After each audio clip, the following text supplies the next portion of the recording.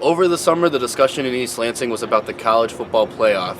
But after tonight's game at Spartan Stadium, that dream has been put on hold for another season. I'm Geoff Preston. I'm Bondy. On the field behind us, we saw Ohio State do whatever they wanted to do offensively against Michigan State. They beat the Spartans 49-37 behind the arm and behind the legs of their freshman quarterback, JT Barrett, who was not supposed to even be playing when this game was circled on the calendar of Spartan and Buckeye fans back in the summer. Yeah.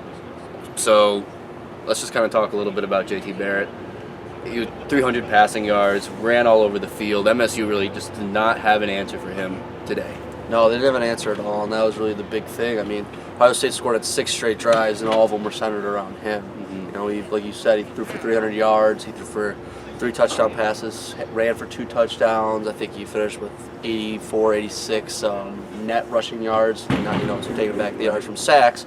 But ultimately, I mean, he was all over the field. D'Antonio talked about it after the game that, that was an area of the game that they needed to stop, and obviously they didn't. And he just had his way with them. And you just watching in the game in the press box, you just knew when it was 3rd and 5 that he was going to make a play to get the first down. They did the same play every single time. Exactly. They would just do a quarterback draw with him out of shotgun, and there was absolutely no way that MSU could stop it because they didn't do it once in the entire game. Exactly. And he had some good balls too. I know after the game, Dan Hicks talked about one play. It was 3rd and 23, and he had great coverage on them, and JT just dropped it in there like an NFL throw. Nothing so I mean, you can do. You could say he really was the biggest X factor and key reason why Ohio State's success today.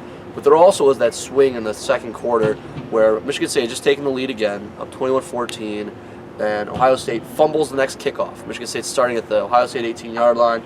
They're going to score. They did score. Scored. Langford had a touchdown run. Yep, and then got called back because of a holding. Laundry. Next thing you know, they missed the field goal by Geiger. I think it was a 37-yard attempt. Yeah, something like right that. in there. So, I mean, obviously a makeable kick.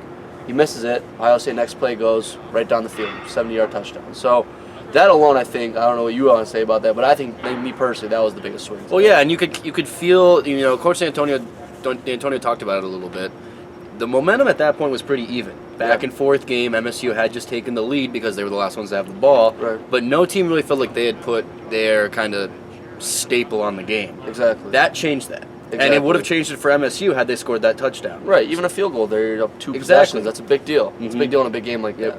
Coach D'Antonio talked about it. We'll go to him now. From our standpoint, I think the game, with 3.5 minutes or 4 minutes to go in the first half, they fumbled the kickoff return after we score.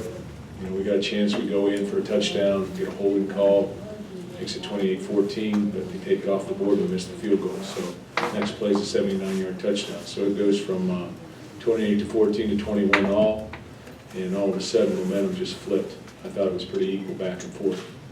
Nothing was not in dispute here in East Lansing. This is not the MSU Spartan defense that we saw last year carry a team to the Rose Bowl. It doesn't take, you didn't even have to watch the game to figure that out. 49 points were scored, over 550 yards of total offense for Ohio State. As you mentioned earlier, Robert, 6 straight drives that weren't just scores, 6 straight touchdown drives. They punted the football twice today.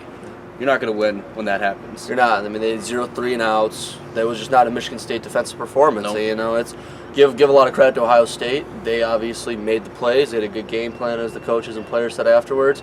But it also falls on the players too, not making plays. Pat Narduzzi said, you can have a great game plan, but if you don't make the plays defensively, it doesn't matter what you're going to do. You can't win the game. And I think that ultimately was just right up there with the biggest reasons why they didn't win this game. It was so weird because this is a team that prides themselves on toughness, on being good tacklers, very sure tacklers, and they've done that all this season.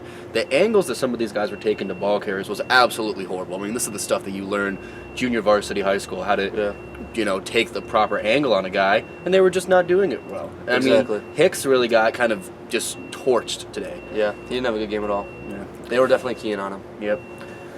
But even though it feels like the season is over, it is actually not. Next week, the Spartans will head to College Park, Maryland to take on the new brother in the Big Ten, the Maryland Terrapins, and we will be back later in the week to preview that game. From Spartan Stadium, following the loss to Ohio State, I'm Geoff Preston. I'm Bondy. We'll see you later in the week.